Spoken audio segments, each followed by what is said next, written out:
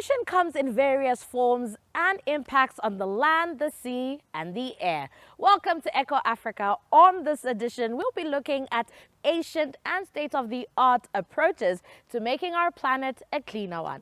I'm Malama Mukonde in Lusaka, Zambia, and co-hosting this edition with me is my co-host, Chris Ilems in Lagos, Nigeria. Thanks so much, Malama. And without further ado, let's see what this week's show has in store for you. Technology aids coral reef conservation. How an artist is turning plastic waste into museum exhibits. And in Uganda, why sacred sites are sanctuaries of biodiversity. To Kenya and a global threat to marine ecosystems. Long after they've served their purpose, discarded fishing nets continue to haunt our oceans. Known as ghost nets, they drift silently through the water, trapping marine life and leaching harmful microplastics. But on the coast of Kenya, an innovative project is testing out an alternative. A shark that couldn't free itself. A turtle tangled up in a plastic line. Birds dead in nets. Fishing equipment all too often becomes a death trap for other animals, and lost nets also disintegrate into microplastic. Some 30 million tons of plastic waste ends up in the world's oceans each year. Ghost nets make up a big part. Now there are plans to help stop that with biodegradable lines. They are currently undergoing rigorous testing in Kenya by fishers going about their daily business in a badly damaged coral reef, and by seaweed farmers of Kibunyu in Kenya's south coast. Up until recently, they used lines made of plastic, but when these fail, they turn into dangerous marine litter.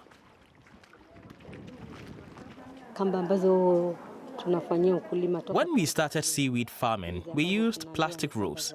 But when they tear, they float about in the water and are consumed by fish and turtles. Their sharp ends can cause injuries, and the plastic waste also ends up in the mangroves.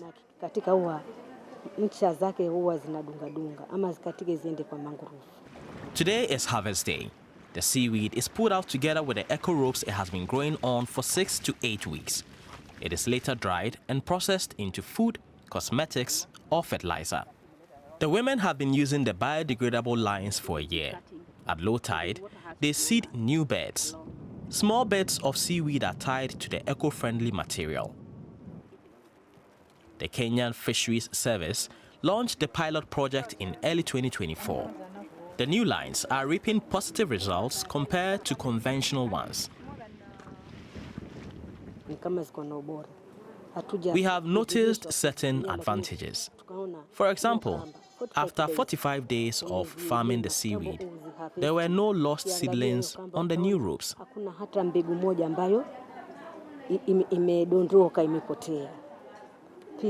We are seeing a continuous push towards seaweed that is grown using eco-friendly methods. So very soon we will be seeing the market paying more for seaweed that is grown using technologies that are less polluting to the environment compared to those that are polluting the environment. The biodegradable rope is made in South Africa's Cape Town. It was developed by Catch Green, a company that works with the innovative polymer biodoloma, a Swedish invention made from limestone and sugarcane. It has the same properties as plastic, but it doesn't disintegrate into microplastics and decomposes within a few years. The project is funded by international environmental programs and the UN. The aim? To create a genuine alternative to plastic, not just for seaweed farming, but also for industrial fishing. Back on Kenya's south coast, fishers like Hassan in Choma have been testing nets in which at least some components, such as the float and lead lines, were replaced with biodegradable material. So if they are lost, they will at least partially decompose. However, the material hasn't stood up to everyday use. They don't work. And that's a real problem for small-scale fishermen like me. It's a loss. You buy an expensive net, and a month later, you're already paying to fix it, while your catch barely covers the cost. So there's a cost of repair that is frequent when using fishing net compared to seaweed ropes. So I think at some point we had not entered the second phase where we're providing fishermen with the materials for repair of those nets, and I think that is what has caused the delay in adoption. But that's the next phase that we'll get into. While biodegradable nets aren't currently meeting fishers' expectations, they are being successfully used off the nearby island of Wasini. These divers are volunteers trained to rescue the degraded coral reef. Bits of living coral are being attached to biodoloma ropes to help revive it, in a way that's cheaper, quicker, and greener than the conventional method using concrete. It has proven successful and hasn't damaged the delicate marine ecosystem. We are hopeful that in 3 to 5 years, the ropes will have dissolved without causing any harm, while in the meantime, the corals will have been able to establish themselves and begun to thrive in their natural habitat. A promising vision. Marine animals returning to a flourishing ecosystem. The new material has some issues, but here, underwater, it's showing its potential to rebuild a reef while itself slowly disintegrating into water, a small amount of CO2, and lime-containing biomass. Coral reefs are among nature's most beautiful works of art, now teeming with life with thousands of different species of marine creatures. But human-caused global warming and pollution are threatening these biodiversity hotspots with extinction. Now, scientists fear that most of them might disappear by 2050. They urgently need protecting, a task that is becoming easier thanks to AI. Life sounds very different underwater. A technique called passive acoustic monitoring allows researchers to listen in 24/7. Off the island of Réunion, the method is being used to measure the impact of human activity on coral reefs and to assess their health. The challenge is to detect when things are going well and when they're not, how certain areas are evolving, and then to respond with management measures. These measures can be as simple as restricting access, preventing fishing in certain areas, etc. The marine biologists use underwater microphones, or hydrophones as they're called, planted close to the coral reef. The recordings allow them to detect when greater numbers of certain species enter the reef, a sign that they are spawning.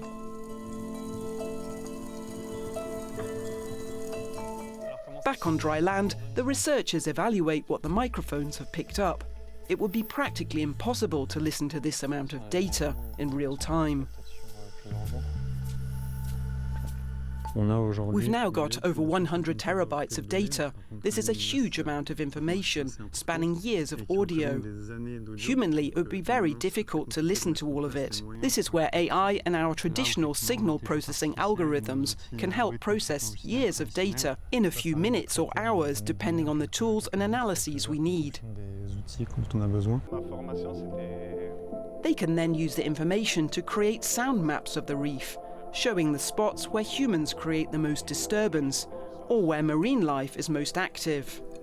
The data could also help local authorities set up protected areas, or to curb tourist activity or shipping when the fish are spawning, for example. The team plans to take their project off the Indian Ocean island one step further. In the next stage, recordings of ambient sound from healthy reefs will be used to attract more life to degraded ones by broadcasting them underwater. Acoustics can also help to bring back small fish larvae and corals, and in this way restore the ecosystem.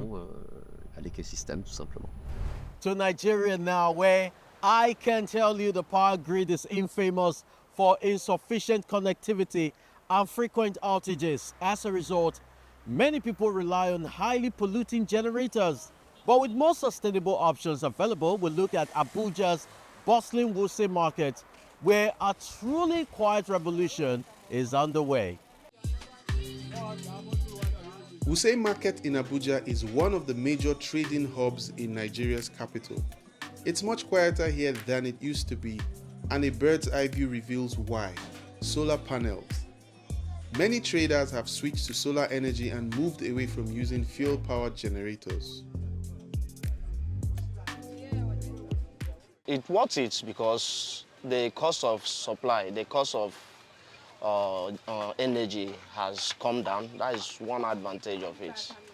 I always have a steady power supply since I introduced this solar. Many still rely on fuel-guzzling generators because the supply from the national grid is unreliable. But with inflation and the removal of fuel subsidies in Nigeria, prices have exploded. People now think twice before turning on their generators. They are also very noisy. 2 out of 3 users say they have a hearing impairment. Moreover, the toxic fumes are a health hazard and account for massive CO2 emissions. Nigeria is estimated to have around 22 million generators. Half of them are used by households, the other half by medium and small enterprises. In 2023, Nigeria emitted 129 million tons of CO2 from fossil fuels and industry. Almost 40% of that is thought to come from generators. And this is where the solar panel system widely used in Wuse Market was developed, a non-profit research institute based in Berlin. Its mission is to help people in countries with electricity shortages to switch from generators to clean solar energy. Using data on sunlight as well as power grid supply and demand, they've developed an optimized product that users dubbed the solar generator. That's basically the project that we call Solar Killed the Generator Star. Where we said we will basically look at what these fuel generators do on a daily basis for customers. So we analyzed their usage, and based on that, we decided to build a solar alternative, which our customers call the solar generator, because for them, fuel generator, solar generator, it's the same machine in the sense it does electricity for them, but the solar one is obviously much preferred. It's not just the typical inverter and battery for solar modules, it's also equipped with some more smart technology. The devices installed in Nigeria send live data to Berlin, so the system can be monitored and optimized for end users. For example, here you can see the systems we have installed in Nigeria with their exact location. You can see that most of the systems are installed around Abuja and around Lagos. So usually we see that a system is currently not sending data or sending faulty data, and what we do is we send an installer, we call someone in Nigeria, one of our project partners, and tell them, please check out this system in this location, installed with this specific customer. The so-called solar generator is an affordable alternative to a fuel generator and helps bypass regular power cuts from the national grid. Users can rent the systems, including 1 year of repair and maintenance, for 20 euros a month, or buy it in installments of 35 to 70 euros a month from partner companies in Nigeria. With current gas prices, a solar generator is often cheaper than a fuel generator. Basically, the solar pays for itself. If you're a business that runs generator all the time, that means you have an overhead cost already of fueling or servicing your generator or buying components and all that. So we just transfer that cost to paying once a month, and then you're able to pay for the solar system. Apart from markets, one of the main customers for the solar generator are healthcare centers. Thousands of them across the country have little to no electricity. Vaccines and medicines can sometimes not be cooled adequately, as well as the waiting rooms.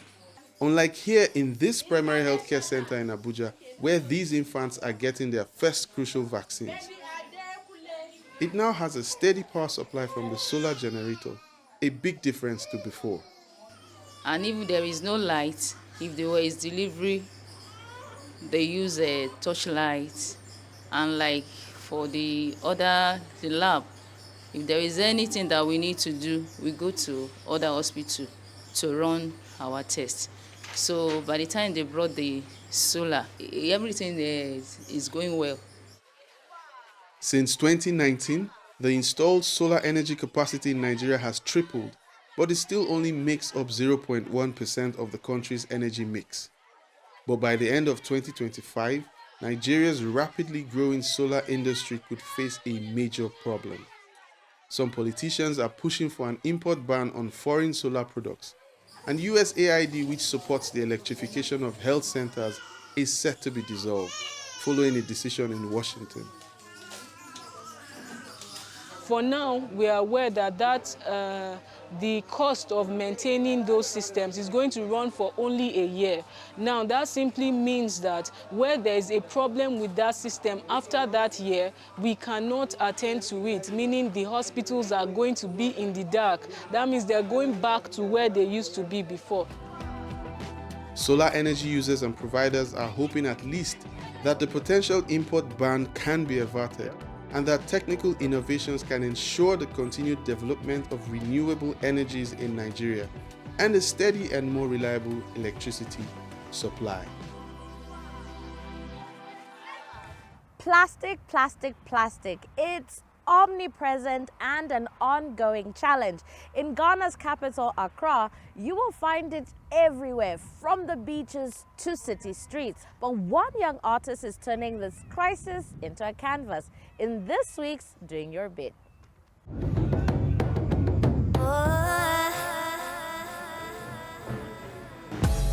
Artist Obed Ado is not using paint to express his ideas, but plastic waste. He carefully glues small shreds onto a wooden board, showing a woman in chains, a reference to Ghana's painful history with slavery. I know at first I was using paints to do the stuffs, but then I got inspired by the way the plastic is taking over. As an artist, if I not put myself in it and then show people how our impact is affecting us, it's going to be waste. Most of the plastic Obed uses comes from his neighborhood in Accra, where he regularly picks up usable trash items with his son. Back in his studio, they wash the plastic bags they collected and shred them. It takes months for an art piece to be finished. I want everyone to know the impact of our action on plastic waste.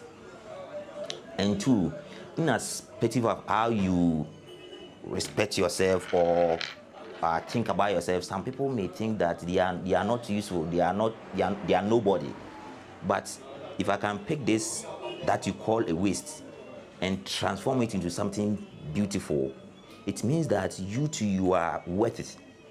You can be important if you get to someone who can hold you well.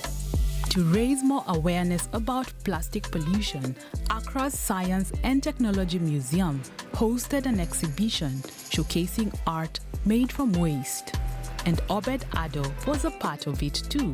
The pieces on display aim to inspire a positive change. The situation is dire, where we're actually submerged in pollution, and plastic is a big problem. It's not so much the plastic that is the villain, it's our attitude and how we dispose of it or what we do with it. So it's about teaching people to reclaim, repair, reuse, repurpose your refuse. And by the way, everything that you think is rubbish can be used for something else. There is worth in waste. Today is a trash, but if you find meaningful in it, you can use it to do something that is beautiful, extraordinary. It is really amazing how we can use these things to do something beautiful like this. Yeah, so I think I can do it in this way, someone can do it a different way, then we are reducing the pollution, especially the plastics. Africa is rich with sacred sites, from pilgrimage destinations to mountains and waterfalls revered by local communities. Now, these places of tranquility and reflection open a window into the continent's diverse belief systems. Our next report from Uganda shows us that these sanctuaries are not only important for preserving the country's cultural and spiritual heritage. Kabaka's Lake is a precious jewel on the edge of the Ugandan capital, Kampala. It was created in 1886 by Kabaka Mwanga II, then ruler of the Kingdom of Buganda. It was part of a royal project near his palace. The current king of Buganda still maintains the palace. While he holds no direct political power, he remains highly revered as a cultural and spiritual leader. Today, Kabaka's Lake still provides a bond between Uganda's largest ethnic group, the Baganda, and their king. Every day, Lamek Kale removes garbage from the lake out of respect for the monarchy. I love keeping the lake clean, so if my king, the Kabaka, comes here, he finds it impressive. But Kabaka's Lake is not only a symbol of cultural identity, it is also a living ecosystem in a busy city. As a rainwater reservoir, it helps to cool the microclimate and provides a habitat for water birds, such as the opened billstalk, an indicator of the health of wetlands, carrion-eating marabou storks, and little egrets that breed here. Lamek's quiet dedication without a wage is preserving nature. Sometimes there are loyal pilgrims who appreciate what I do. They might easily give me 10,000 shillings in gratitude for my work. At Kampala's Chambogo University, environmental scientist Mary Therese Kagwa has found that when people sense a spiritual connection with nature, they tend to actively preserve it. In that sense, there is a broader benefit we get, that when this site is not interfered with, okay, by anthropogenic activities and all that, it remains intact. Around 30 kilometers east of Kampala lies another sacred place in the Kingdom of Buganda, the Sezibwa Falls. Legend has it that a woman gave birth to twins here in the form of two rivers, a divine event that makes the place sacred to this day. People come here to pray and seek healing. Spiritual guardians like Mubiruba Sawa care for the area, but the sacred forest around the waterfall almost protects itself through the powerful stories that are linked to it. For instance, we have specific trees that should never be cut down for any reason. Our forefathers foretold that destroying one of these trees would cause disasters that could not be reversed later. This sanctuary, protected by tradition, provides an emergency backup for the future. We get organisms, both flora and fauna. Yeah? We get the abundance is maintained of those different organisms, but also these sites end up working like gene banks for us. Yeah? That tomorrow, if we lose species, whether aquatic or terrestrial for that matter, that we can always go back and get genes or plants, and we can be able to repopulate these areas where we've done deforestation. Just beyond the sacred area around the falls, deforestation is well underway. Forests have been cleared to create fields for tea and cane. School students now come to Sezibwa Falls to witness both sides, the cost of destruction and the power of preservation. Because as we study, they inform us that these forests have what they call carbon dioxide that reduces this growing rate of global warming. So I learned that I should protect the environment in this place and also in our areas as we go back. Some people like me had never seen any fall, but if we don't preserve this, I think the future generation cannot come into what we have seen today. So that's why I think we should protect areas like this one. The UN's Cultural Heritage Agency, UNESCO, also notes that identity, spirituality, and cultural pride can all help drive conservation. At Sezibwa Falls, nature is protected, not by law, but by cultural taboos and spiritual beliefs.